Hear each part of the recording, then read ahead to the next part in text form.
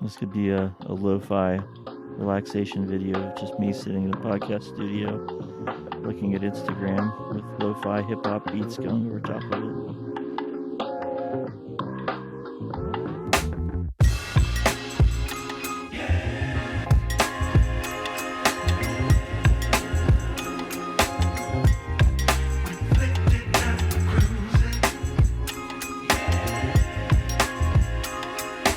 Welcome to the knowHis.love podcast. I'm Father Michael. And I'm Molly. Oh, you finished your drinking time. My hair's, it's weird having wet hair with these. This is earlier than usual. Yeah, I know it's only 9 a.m., but for podcasting, Yeah. it's like, I'm still a little like, my voice is not like woken up yeah. in the me neither. usual way. I'm about to leave though, so Mm-hmm. for Florida. So we had to do it at this time. You're playing music. I am. Nice. Hitting the beaches, playing the Playing tunes, music on the beach. doing the whole thing. That's cool. Yeah. I think my favorite part about this part of your life would be the during the day when I didn't have to do anything, just chilling in a place, even if it wasn't the beach. I know. It's weird because sometimes it's like a retreat and I'm needed on and off. Mm-hmm. But for this, it's a parish mission, but it's a few days long. But parish missions are usually in the evening. Yeah. So it's like from 7 to 9 for like 3 nights. But the rest of the time, I'm just like in Florida. That's awesome. But it'll be fun. Yeah. I like I've never done a gig in Florida. Cool. I've been to Florida, but Mm-hmm. it's Can you fun. go to Disney? I don't know where Tallahassee is. It's not near Disney. It is weird because Tallahassee is like very north. Okay. It's not in the little zoop. It's in the side Jupe. Yeah. Yeah. You know the one. Mm-hmm. Yeah, I think it's like 5 hours from Disney or something like that. Yeah, you could do it in a day. I could. Drive down, do an hour of Disney, drive back. No. It's tempting. Yeah, no, it's not a good idea. It's not a good idea. No. Good morning, everybody. Good morning, everybody. This does come out in the morning. Sometimes the notification wakes me up of it downloading on Monday morning at like 3 a.m. It downloads right away? Yeah, on mine. Sorry, it's just that my hair's still wet and it's uncomfortable. You do what you gotta do. I gotta get it in a place where I'm not gonna fidget the whole Mm-hmm. time. Okay. Maybe. Well, so remember how last week we were gonna talk about scrupulosity and then we just like didn't. But that was fun. It wasn't a bad thing. We just naturally went in another direction. So we were like, let's talk about it this week. Mm-hmm. We'll see what happens. Maybe we'll never actually talk about scrupulosity. That would be a funny ongoing joke. That'd be a funny. That's definitely something I say. Guys, Father Michael's in a frat. I am in a frat. I don't think it exists anymore. I think it closed. You left and they were like, no good anymore. It was like last year. They shut it down. Why too much partying, probably. That was definitely it. Why did they shut it down? I think there was just lack of maybe different chapters at colleges closed and then. Oh, okay. Yeah, just not. It wasn't going. It's the Zoe frat. Sigma Theta Epsilon. Epsilon. Mm-hmm. Fun. He is Epsilon. STE, we called it. Oh, that's fun. Mm-hmm. Good for you. It was a Christian frat. Yeah. There wasn't any drinking. It's basically like households. Well, maybe not that intense. It didn't have the same commitments. It was really good. I really enjoyed it. But you were in it with Christian guys. Yeah, it was fun. I told you the story. We had a root beer kegger in a public park because I had a friend named Michael Craig, and we called him Kreger, so we had the Kreger kegger. Oh, that's But it was root beer. It was literally root beer, and the cops came. That? Because it looked like blatant That's very day fair. drinking. They were probably like, these nerds. These stupid nerds. What did you do when they came? Were you just like, it's root beer? That was basically it. How did they believe you? I mean, it said Frosty Top root beer on the side. It was a good memory. That's a great story. Yeah. But we got in trouble with the national organization because we're a Christian thing, and we made a shirt, and it had the guy, Michael Craig, drinking a glass of, we knew it was root beer from a keg, and they were like, it was scandalous. Ugh, classic you. Beginning of the end. for that STE. That's why it's down. Yep. Oh, man. Scrupulosity. Yeah, so we're going to talk about fraternities today. Scrupulosity. Do you struggle with scrupulosity? I think at times I have. Yeah. I Not don't so think much it's. anymore. Yeah, I would say the same for me. It's not an outstanding struggle of my life. There's definitely can be some moments. Yeah, and I think there's a difference. There's a difference between. I'm a little tired. That's fine. There's a difference between um, those sort of like phases of it. But then, like as a priest, and I wouldn't have known this existed, encountering people where it's for like all the time. This is the way that they their faith feels like to them, or their relationship with Yeah. God feels like to them, and it's awful. I've known people who it like cripples their everyday life. Yeah. And like if you think about what scrupulosity is, so I don't know, can you give a good definition? Mm-hmm. I don't know that what was going through my head. I was like, that's not gonna make any sense. Yeah. So I learned recently the word comes from the Latin word for pebble, like having a pebble in your shoe, and it bothers you all the time. I'm like, oh, Wow. that's pretty good. But it's I guess it has some different forms, but it's kind of a constant preoccupation that you're sinning when you're not, Mm-hmm. or you're uh, all your sins are serious or mortal sins. Um, that you're offending God all the time. You can't please God. That you have to um, correct this. All it's kind of this preoccupation that you're doing something wrong with God, especially sinning and All the time. all the time. Yeah. And so like that may it often comes up in confession, definitely, of just like confessing things that aren't sins, or thinking that small things are really big things, or just that uh, kind of like in your relationship with God, He's never pleased with me, or I'm disappointing Him all the time. Mm-hmm. And so if you think about that, which is like what it is, then you could think about how if someone struggles with that, like that's not a small thing. Like the Mm-hmm. very nature of struggling with scrupulosity is that it overpowers your every thought, basically. Mm. So yeah, I mean it's a crippling struggle. Like I I can't imagine. There's definitely been times where maybe I've had a scrupulous moment, Mm-hmm. but I can't imagine it being a constant thing where everything I do, I'm like, oh my gosh, that's a mortal sin. I watched this, and this girl isn't Catholic or anything, but I watched this thing about this girl who was raised in a kind of cultish uh sect of Christianity, and she wrote a book recently. I think I talked to you about her. Wrote a book recently about coming out of that, and she's still Mm-hmm. Christian, but she kind of talks about. I haven't read it, but I've seen interviews about it, and she kind of talks about how like she would feel like she was gonna go hang out with her friends, and she was like, God's gonna I'm gonna get in a car accident on this Mm. drive to hang out with friends because I could be praying instead, and God's Yeah. displeased with that. Like I think that's a good way to say it. Like you could always like if you're struggling with scrupulosity, you probably have the belief that 24/7 you should be in prayer. And the belief that like things like spending time with a friend or like Mm-hmm. going to hang out or playing baseball, whatever, like Yeah. those things that are not in and of themselves religious are like bad because well why would I do that if I could be praying instead, and like God's obviously going to be displeased with that because I'm not holy. So I heard that and I was like, well, Yeah. That could um definitely be a part of it. yeah. How when people come to you in confession and this comes up, is it usually that they're confessing scrupulosity, or is it usually that you notice a scrupulosity like Mm. in them, if that makes sense? Yeah, definitely both. I think people can struggle, and just the way that they are confessing their sins is like, oh, there's a underlying issue here. Yeah.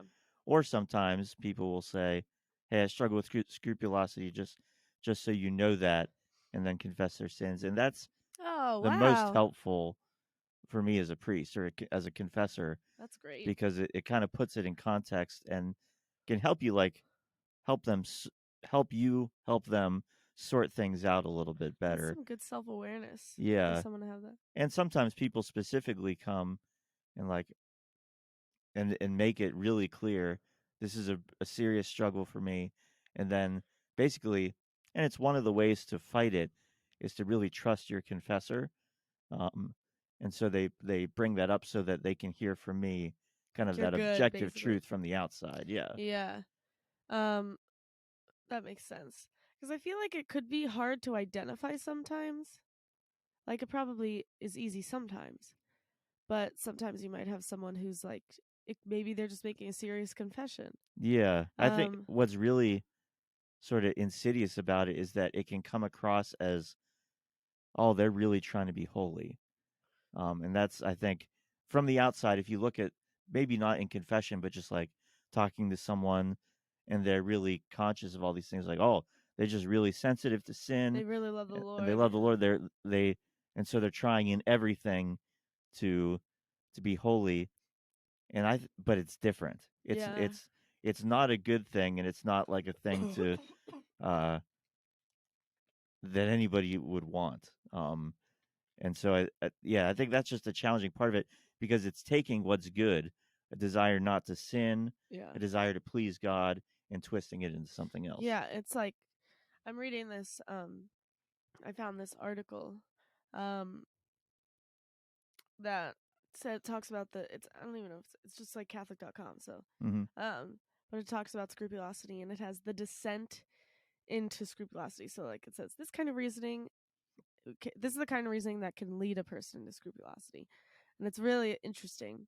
It's one thing to offend a human person. These offenses can be forgiven. Then, things start to get bad when you offend a person of high dignity. Then, the more sovereign the person offended, the more dangerous the offense. Then, things get really bad when you offend the greatest person, or rather the three greatest persons. Trinity. And even if the offense seems minor, it's still an offense against an infinite being. Mm. Though there are different degrees of sin, all sin is of one kind. All offenses of God are equally serious. Then, given the inevitability of sin, there's not much hope of salvation. Yeah. So you could see how it can just start off as like a sin is a sin, so like that's bad. And if we say sin is bad, oh, it's just like an endless mind game. Yeah. And this is one of the ways that Satan is really tricky. Is because it twists something good. Like it's good to be aware of your sin. We're Mm-hmm. not saying that. It's good to run to confession when you've committed a mortal sin. Yeah. Um, it's good to even just to regularly confess your venial sins, Mm-hmm. to apologize to people you've offended, to be aware of your actions. Um, but when it becomes everything, like the end all be all, and I think this is the trick of scrupulosity is like it completely removes the mercy of God Mm. from the picture. Yeah. Because it's true, like sin is serious, and some sins are really serious, but like scrupulosity is thinking about it without mercy in the picture because like yes that's true but like God forgives us, his mercy is greater. Yeah. And so that's like a really tricky thing of Satan is because it's like good to be aware of your sin, but that twisting that we Mm-hmm. see is like it makes it hard to combat. Like when someone comes to me and shares about it, it's hard to know how to help pull someone out of that. Yeah. um because it's very much just like an internal battle and you can't just be like no, it's fine. You didn't Yeah. sin. Sometimes they might say that if they're like, think something that isn't a sin is a sin, but maybe it's just holding on to your sin and Mm. I don't know, like how how do we help someone through it? Like Yeah. if someone listening knows someone going through it, what do you think is a good thing to help someone who's going through it to do to help someone? If someone shares with you about it, like that's probably a great vulnerability. Yeah. That if someone's open about it, because um, I think along with that, it takes mercy out of the picture. It puts all of the responsibility on you. Like Yeah. you can do this if you would just try hard enough. Right. You would be holy, and that's pretty. It's just sad. Like it's sad That's because not how holiness works. it's not how it works. Yeah. And so I think if someone shares with you that they're struggling with this, just the gentleness that you have to approach them with, because it's such a deep internal struggle, and for them to share that means a lot, because it could be easy to say, oh well, look, you're fine, like you're just trying to be holy, and that's the hard part about it. Like even in confession, if I suspected it, I also don't want to dismiss someone's sins. Yeah. um but so I think that gentle listening is probably a good first step, whether you're a friend or a confessor, that Mm-hmm. kind of like accept saying like these are their thoughts and feelings about their relationship with God. even if from the outside you can be like, well, that's obviously not true Right. because it's Mm. very real for them. Yeah, that's a good point. It's very real for them. Yeah. You can't just be like, "No, that's not the case," because like if they could just do that, they wouldn't be struggling. Yeah. Yeah. Yeah. And so yeah, it's really challenging. I think that's sort of like acknowledging that's the reality for them. And again, like, I'm not a counselor, you're not a counselor. Probably most of the people that are listening aren't counselors. Um, I'm I know that I can't like diagnose and solve a problem that way, but it helps me to understand, like, well, like, what's at the root of this? Like, Yeah. what are you afraid of? How do you see God? Um, how do you see yourself before God? Like, seeing those sorts of things can kind of help, because then you can speak the truth Yeah. to the lies that are there. So um if they see God as just a judge, a merciless judge, well, then you can point to the scriptures and the teaching of the church. Not that this is a magic pill, but you can say, well, like, well, here's objective things that say that's not who God is. Mhm. Or you can say the same thing about them. Like, if they see themselves as bad, no matter what, you can point to the scriptures and the teaching of the church that says that's also not true. Yeah. And that's, yeah, it's not a one-time thing, but that can be a helpful way of like getting to the root of some of those problems. Yeah. And I think like you said, like you're most of us aren't counselors. And even if it's like you have a friend struggling with it, you shouldn't be acting like their counselor. Mm-hmm. But this is something that I'd really recommend going to therapy for. Like Yeah. then that doesn't mean you have some major issue, but like someone who understands psychology in that way is going to be the best possible person to help you shift your mindset. Mm. And It's spiritual direction too, like so yeah. a spiritual guide and a therapist who can help you like actually work through your thoughts, because it's very much just like an internal Yeah. mind game. It's Not that it's it's not real, but like it is a yeah. mind game. Yeah. It's probably not just a spiritual problem. Yeah. And that can be a really hard part of it, of thinking like, well, if I just pray the right way Right. or Oh have a yeah. really good confession, then I'll get over this. Like, no, maybe it's a mental health thing. And Mhm. like, And that's okay. yeah, yeah, it is totally okay. And I think having those two helps together could be really important, because the priest isn't able to help with all of that. Yeah. Like, you may have a great confessor or spiritual director, but they have a limit. I know I have Yeah. a limit. Yeah. And No, you don't. well, thank you. You're Um, perfect. oh no.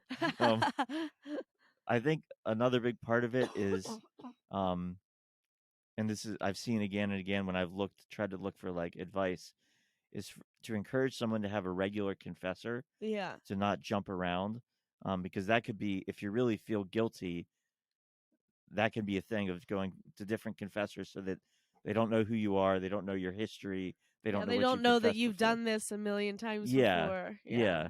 And so if you have a regular confessor, You got if you it. have a, One more time, everybody. Bring it if you have a home. regular confessor and a relationship with Yeah. them that way, um, they can understand it better. But then there's also that part where, like, you have to trust that they're right and you're wrong. Mm. And I think that's hard, but I think it's really important to say, like, right now your conscience isn't telling you the right thing. Yeah. There's like there's Like it's not your misinformation. conscience. Yeah, yeah, exactly. Like, something is not communicating correctly. The In that case, a good confessor could say, like, you need to trust me. Yeah. This is not a sin, or um, you are taking this particular thing and making it more than what it is, or you're looking at God in the wrong way. And that sort of ongoing relationship can really help with that, Yeah. rather than just get in, get forgiven. Get Not like out. you do get forgiven, but like, yeah, get in, get forgiven, get out. And so that you can't be helped. Yeah, that'll forgive your sins for sure, Hmm. but it won't help you with your scrupulosity, Yeah. because someone's not going to really be able to speak to that, or maybe even notice it as easily. Yeah. If Like you just that show might up. be a way that you notice is like if I came to confession with you like 3 weeks in a row, and I'm kind of obsessing over very small things, like Hmm. you're going to be able to identify that more easily than like if I came to you once Hmm. with them, and it might just be like, oh, whatever. You know what I mean? Yeah. Um I think also I wanted to talk about uh what mortal sin is. I know we have before, but kind Mhm. of in the context of scrupulosity, because in conversations I've had, maybe with friends or students who have struggled with this, that's usually where I try to bring the conversation, because usually I find that the struggle is, am I committing a mortal sin? Mhm. And so there's the three factors or defining things, right? Yeah. One, It's a serious matter. two. I wasn't even gonna do that, but this is great. Oh, okay. Two. You know that it's a You know, it's sin.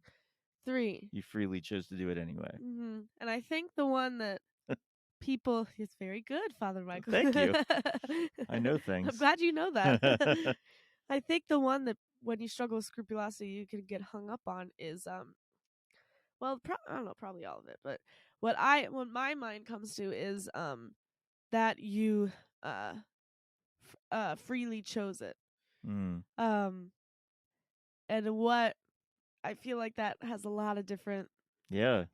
like, it's a good definition, but sometimes it's like, what do you mean did I freely choose it? Like, does that mean I made the decision? Does that how do we discern, like, when addiction might come into play with Yeah. that and can inhibit our freedom, but like it's still a choice. Like that can get a little Mhm. confusing. So I don't know if you wanted to speak to that as a priest of like, when would you say someone is freely choosing, particularly a serious sin? How can we define that even more? Yeah. Period. It's really particular. Yeah. Um and often in my mind, and someone's talking, if they have a doubt about whether they freely chose, and like freely knew is the like, or had full knowledge is another part of it, that if they're doubtful, they're like, And okay, it's a genuine doubt. yeah, that's a real question.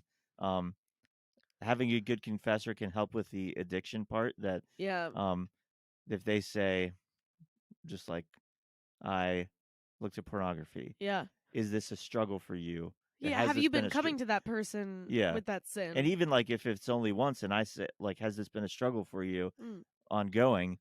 That can reveal a lot, Yeah. because it's to say, yeah, since I've been a kid or whatever, that um, that oh, okay, now That I insight. understand this in a totally different context.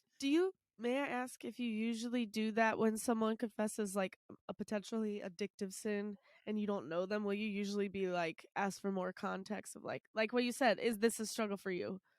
Often, especially if it seems like there are confessions where people are getting through their list, Yeah. and then there are confessions where it's clear someone wants to talk about things. Okay, And yeah. if they want to talk about it more, I'm much more likely to ask. And Yeah, also that makes depending on the sense. line of people outside, Mm, how many questions I ask. yeah.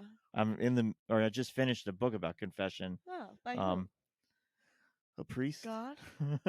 No, it was uh one of the teachers at school was asking me some questions, and I was like, I have a couple books on confession, and Oh, I've only nice. read one. So I gave Oh, him the one that I read, and then I've been reading the other two. And just the idea of like dialogue, which I knew but hadn't really put into words. And he was just giving a lot of advice, this priest, about um, that confession can, like, there can be this dialogue in it, and often like that can't always happen, but sometimes it's really helpful. yeah. And with scrupulosity, I think it can be really helpful, of just like, what's going on, like, why are you here, basically, Right. what is what's the root of the problem. And like, yeah, you can forgive their sins without those things, Yeah. but to help them to leave that place in a better state, with like maybe like a better trajectory towards holiness, Yeah. and um that asking questions can help. Mm. Now, what would you say about actually I have to use the bathroom. I feel like this is a good break point. I'll be back. Go ahead. Yeah, get out of here. Get out. Okay, my question is, how do we know what a serious sin is? Oh, that is a great question, and many people have asked me that. Okay. Don't have great answers. Okay. Well, I bet you have better answers than Yeah. you think. The 10 Commandments are a really good guide. Um, so like the plain words of the 10 Commandments are pretty clear. Of like, Hmm. if you killed someone, that's a serious sin. Well, what about like? Yeah, I'm gonna get to that part. I'm sorry. I'm sorry. That was rude. No, it wasn't. I was Um, just like, I was taken aback that you knew what I was gonna say. that like the underlying things. I don't know. Oh, We'll get to it. Okay. So the Ten Commandments as they stand. I was gonna say like some of the more serious. Well, that's what we're asking. Yeah. Oh. Things where you find yourself intentionally hurting someone else, intentionally hurting yourself, intentionally um, rejecting God. Those all seem to me to be the serious things that could lead to mortal sin. Also, like I would say, like generally speaking, if you've been like formed in the faith, like this is speaking specifically to someone struggling with scrupulosity. Mm-hmm. If you're struggling and you are wondering if you're thinking something's a mortal sin that you've never thought was a mortal sin before, like I'm just saying, generally speaking, we know the things that are on the list, Mm-hmm. and it's good in moments of struggle with that to like trust what we know. Yeah. Um, even though we can't like I mean, we can list off some things for you that are, but like even though we cannot necessarily sit here and provide you with a list of every last mortal sin, Mm-hmm. um, or serious sin rather, Yeah. like I would say trust yourself and trust others in that because like it's something that you've never thought of as a serious sin before. When you're struggling with scrupulosity isn't going to suddenly become serious. That's a great point because I think for someone really holy, maybe something I don't think is serious may be more serious for them. Right. But in the case of We're scrupulosity, like, we suck. I think it's No, true. I know I Um, totally agree. but if you're struggling with scrupulosity and you in something like suddenly you're kind of like, oh, this thing that I've known about and maybe I've struggled with before, maybe it is a mortal sin.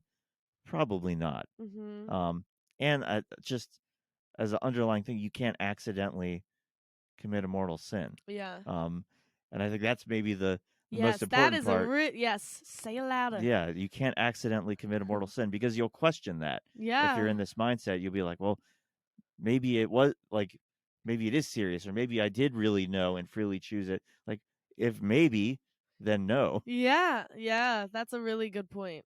Um, and you just have to be honest with yourself about your genuine intentions. And like Mm-hmm. at the end of the day, we all know if we're like, well, maybe I didn't actually mean it. If we're just saying it when it's Yeah. like, obviously I did. And we know when those like you know when you're being genuine Mm-hmm. at the end of the day. And if you don't, talk it through with someone Yeah. else, Mm-hmm. especially Yes. in confession, to bring it up. Like, Have I've someone help you get there in your own yeah, heart. I feel like I really knew, and then talk about that Yeah. because it's probably not true. If you're in scrupulosity, like a lot of things are going to present themselves as really like, well, it must be true because I feel this way, Yeah. and, and there's a good chance that it's not. Yeah. The number one thing is if you're really struggling, like don't do it alone. Yeah. Um, invite the voice of someone else into this, but and I'm not saying prayer is not good. Like keep praying, but invite someone else into it too, because sometimes scrupulosity can lead us to misunderstand God and Yes. prayer and like think that God is telling us something when he's not, like because you're having all these voices in your head constantly and they might happen when you're praying too. Mm-hmm. So invite someone else that you trust, maybe a priest, maybe someone you look up to in faith and or a counselor into this struggle because that's really the only way that you're going to be able to get out of it is if someone on the outside is like, here, let me show you back. You Mm-hmm. know what I mean? Yeah. Scrupulosity, I think, really commonly leads to isolation Yeah. because it's like you're the one that's doing this wrong, And you're not and you have the crazy if you're problem. struggling with this. Yeah. Lots of people do. I think a lot of people would say like intrusive thoughts come with this, that Yeah. they're praying and something sinful pops into their head, Mm. or just any time, and just like, yeah, it's intrusive. It's not from Mm. you. Yeah. Intrusive means it's like something invading you. Yeah, and Yeah. so don't. That's probably a really good underlying lesson is don't be alone. That bring it up to in confession. Say, hey, I think I have a problem with scrupulosity in Mm-hmm. confession, or with a friend. And I think, yeah, just to reiterate, if this is a really heavy, like deep seated thing for you, like counseling is probably a really good idea. Mm-hmm. And it doesn't mean you're crazy. It just means like you deserve someone to help you find your way out of Mm-hmm. this. Anyway, Father Michael, how has God loved you lately? This is a small one, but Yeah. I came out of confession or the mass the other night. I don't remember. And I looked up and I saw the moon and I saw Jupiter and Venus, and they were really bright and they were lined up. They were in a line together. And Oh, that's cool. And I have done a lot of like stargazing and stuff, big and I space really boy big over space here. boy, but haven't for a while. Yeah. And so it was a real moment of like, oh, like just that natural beauty. Yeah. It just kind of struck me as a surprise. Yeah, And that's awesome. yeah, so that's always good to get out of myself in that way. Yeah, mine's kind of related. Okay. We had that random. I think it was Thursday. It was like That 70. it's it's freaking February right now.